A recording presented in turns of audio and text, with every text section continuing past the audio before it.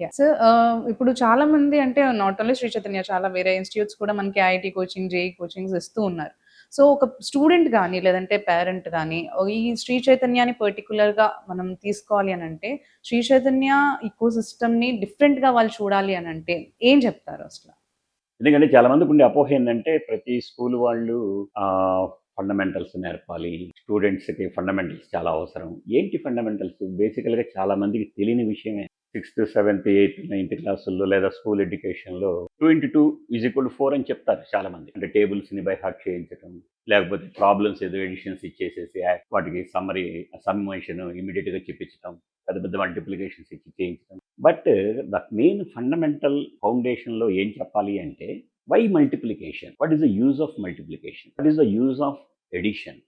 What is the use of division? వీటిని అతనికి అనలిటికల్‌గా చెప్పగలగటం అనేటువంటి దగ్గర ఆ కాన్సెప్ట్స్‌ని ఇవ్వటం అనేటువంటిది చాలామంది చెయ్యరు. ఆ విజువలైజేషన్ అనేటువంటిది ప్రాపర్ టైంలో, ప్రాపర్ స్పేస్‌లో స్టూడెంట్‌కి అర్థమయ్యేటట్టుగా డిఫరెంట్ యాంగిల్స్‌లో చెప్పగలిగినప్పుడు మాత్రమే అతను సబ్జెక్ట్‌ని ఎంజాయ్ చేయగలుగుతాడు. ఈ డిఫరెన్స్ అనేటువంటిది ఒక్క శ్రీ చైతన్య స్కూల్స్‌లో మాత్రమే ఉంటుంది. మిగతా స్కూల్స్ విషయం వచ్చేటప్పటికి నా నాలెడ్జ్‌లో నేను వాళ్ళని తప్పుపట్టడం లేదు గానీ, అలా ఉండదు.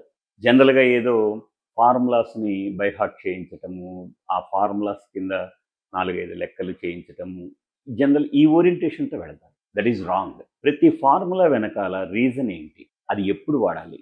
ఎక్కడ వాడాలి? ఎలా వాడాలి? దాన్ని ఎలా చూడాలి? దాని వెనకాల ఉన్నటువంటి ఇన్ఫర్మేషన్ ఏమిటి?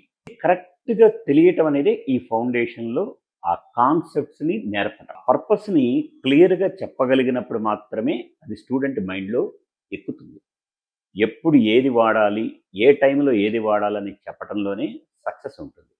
అది చైతన్య టెక్నో స్కూల్స్‌లో మాత్రమే ఉంటుంది. That is the unique difference.